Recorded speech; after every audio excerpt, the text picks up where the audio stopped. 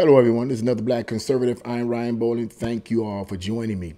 So, pop sensation Miley Cyrus has had one of her songs banned from a school concert, I believe, and the name of the song is Rainbowland. Now, you already know what that means, okay? And this song was apparently banned, and there, of course, is the ensuing hoopla about banning these kind of songs. I'm going to get right into this article and read a portion of it because I want to get into the detail of what I personally believe based on my studies and research, what this is really all about. Let's quit playing games, man. Let's just quit playing games, okay? Good for the schools for doing this. They need to ban this kind of stuff. But it says the title of the article is District Bans Students from Performing Miley Cyrus Rainbowland. Okay. From books to songs, school districts have been enforcing bans that restrict the content students can be exposed to. Well, that's good. Certain things should be restricted to young kids. Most recently, a first grade teacher from Waukesha County, I hope I'm pronouncing that right, Waukesha County, Wisconsin, revealed that multiple rainbow themed songs, including one by Miley Cyrus and Dolly Parton, were banned from her student spring concert. And that's what kind of bothered me when they mentioned Dolly Parton. You know, always seen her as a good Christian country singer, but to promote things that are clearly immoral, particularly towards our children, I think is deplorable. But let's go on. According to Waukesha County's The Freeman, Melissa Temple, a dual language teacher at Hayer Elementary School, revealed news of the ban on social media on Tuesday, March 21st. Wow, this is about back. Melissa Temple took to Twitter writing, quote, "My first grader was so excited to sing Rainbowland for our spring concert, but it has been vetoed by administration. When will it end?" The single appeared on Cyrus's 2017 studio album, Younger Now. Okay, well, all I know about Miley Cyrus is that twerk she did, and then that twerking, the whole concept of twerking, according to some sources, became popularized. Then everybody started doing it. Whatever. That's really, really artistic, right? You know. Well, the Freeman reports that Temple worked with parents and the school's music teacher to come up with songs for their spring concert and decided to, quote, do a theme about the world. Temple said her school's music teacher discovered, quote, Rainbowland and thought the students would love the song because it was catchy. The outlet revealed that two first grade teachers came up with a rainbow connection from the Muppet movie, and they added another song in Spanish. And I don't speak Spanish, so I cannot pronounce the word. But the title of this is about the colors of the world.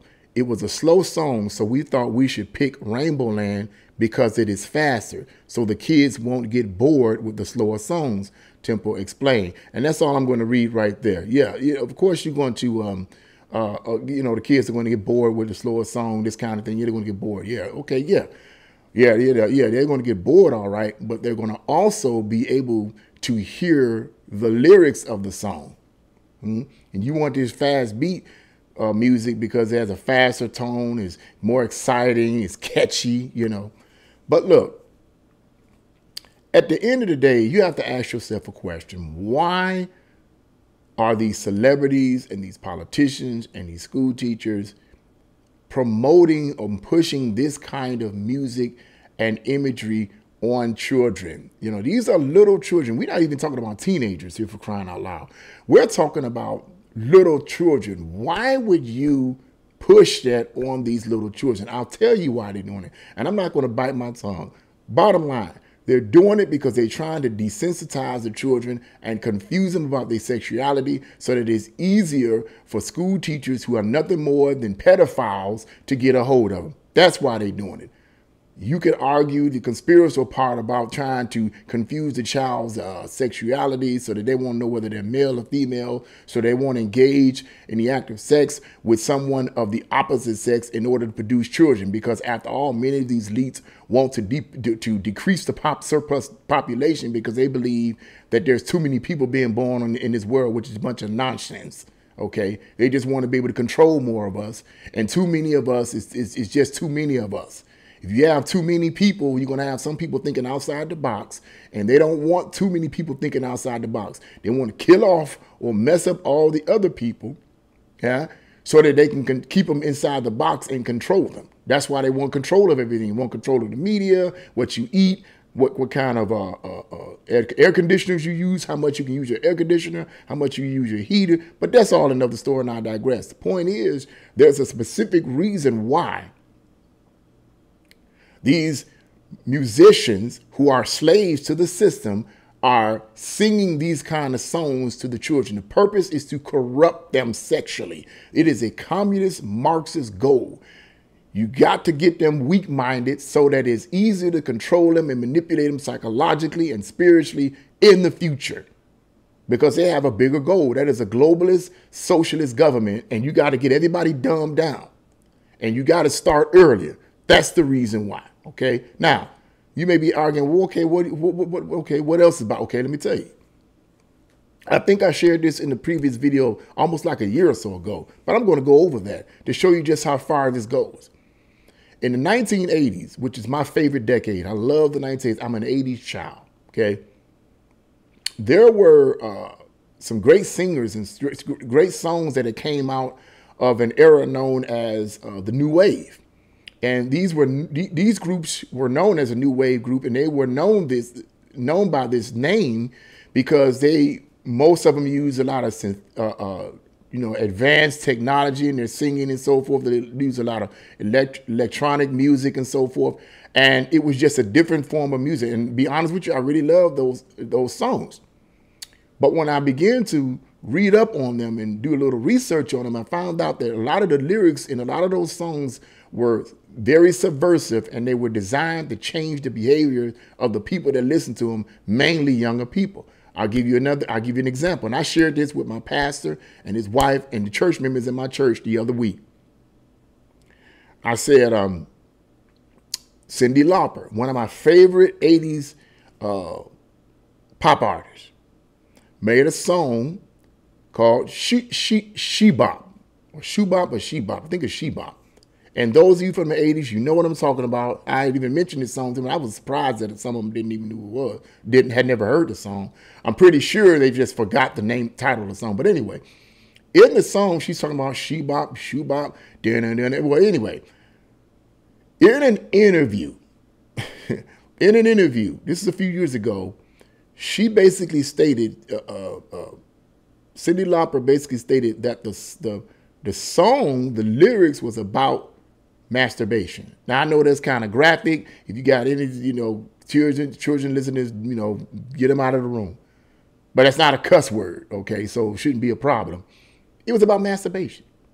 Now, the question inevitably is this: why would you make a song with that catchy beat about masturbation? I'll give you another example of a song about masturbation, okay? It was a group, and I shared this with the congregation. Said it was a group from the same era in the 1980s, and the name of the group was Frankie Goes to Hollywood. And they made a song called Relax, okay? And the song was kind of like, relax, don't do it when you want to sock it to it. Relax, don't do it when you want to. Relax, don't do it. And it's great. It's a great song in terms of the beat. The beat catches you, right? And it's like, man. So the lyrics are coming out, and you just getting into the mood. You just beating. You just tapping your feet. And so I noticed during this time that there were people walking around with shirts with the name Relax on it.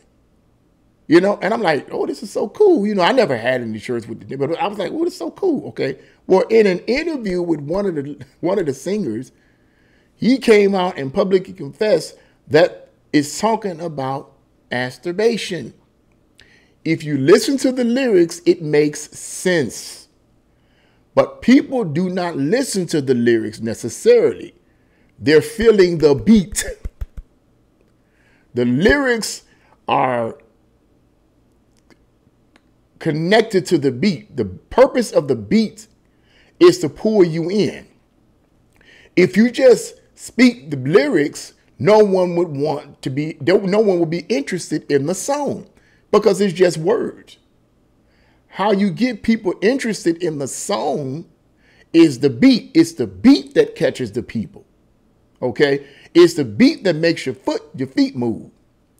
If you have a good beat, you can sing a song about child sacrifice and people will be into it. Yeah, you know, that pop, be wearing shirts with subversive words on it, have no clue what the words mean, but because that beat is on, that beat is kicking it, they be bopping and bopping their head and looking like bobblehead dolls, having no idea what they're bopping their head to, what they're singing.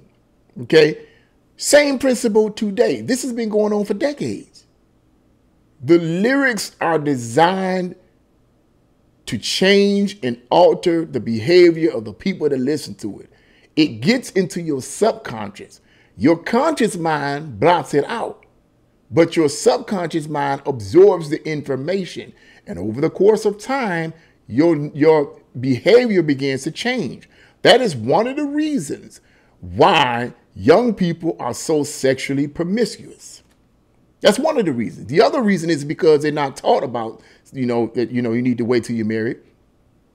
But the other reason, the main reason, is because they're listening to music that has sexually subversive words in it and subversive words, period. The music makes them get into the beat. The lyrics is designed to change your behavior, either for the good or for the bad. And in this sense, it's for the bad. And a song with a title called Rainbowland, clearly, the lyrics are subversive, not positive. Now, I haven't heard the lyrics, but I guarantee you, come on, man. I guarantee you the lyrics are clearly subversive. It had nothing to do with being that's a bunch of nonsense. It's subversive. It's designed to corrupt the children. That's what it's designed to do, to corrupt the children. And this kind of activity has been going on for decades. There's a whole lot more to this than what meets the eye. It's a mind control tactic. It's a mind control tactic. And this is what we see going on here with all these songs right now. That's what it's all about. It's all about controlling and manipulating the young people and warping their minds, warping their sexuality so that it's easier to control them in the future. That's what that's about. So now you got a lot of people, you got a lot of young people confused about everything. They're confused about their spirituality. They're confused about life. They're confused, but they don't know what to do. But then you add screwed up parents. You have a lot of parents that push and promote this same ideology because they're just as dumbed down as everybody else is. So you have parents pushing the same ideology. What do you expect? So hurrah for that administration for banning those songs. They need to ban them completely. Why are you messing with these kids? I know why you're messing with these kids. And anyone that supports that kind of stuff, whether they're celebrities or whatever, I think you need help. I think you're sick and you need help. It's just that simple. I pray that the person comes to faith in Christ. But at this point, no. You cannot justify that. You can't justify it at all. Well, no, man, I'm not going to argue about that. That's nasty. So good for them.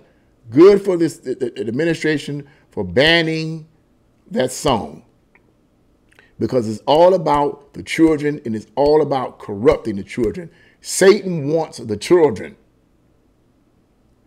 He started off with the family and destroying the family in the 1960s so-called countercultural revolution. That was where it really started at. That's what really started. The destruction of the family.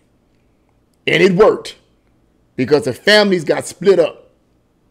Now the parents don't know what to teach their children, or they're not teaching them at all about morals and values and things that really matter in life. They're not teaching. So the kids go out into the world listening to this corruptive, subversive music and watching these corruptive, subversive movies and being constantly changed for the worse. But the buck stops in the home. To end the video on this, the buck stops in the home. In America, at this present time, we still have, as parents, we still, at this present time, have authority in our homes. And it's up to us as parents, man, to instill values in our children so that when they go out into this satanic world, they'll have some kind of foundation by which to be able to make proper decisions in their life. But that's what I wanted to say right there. Yeah, this stuff is subversive and it's on purpose. But I'm glad that this administration is banning these songs, and they need to ban more of these songs. They need to ban more of these movies that are designed to sexually corrupt our children. Little bitty kids in the first grade. Come on, man. You sick. But that's what I have to say about that. What do you guys think? Leave your comments in the comment section below. Like, share, and subscribe to my channel. God bless you all, and see you again.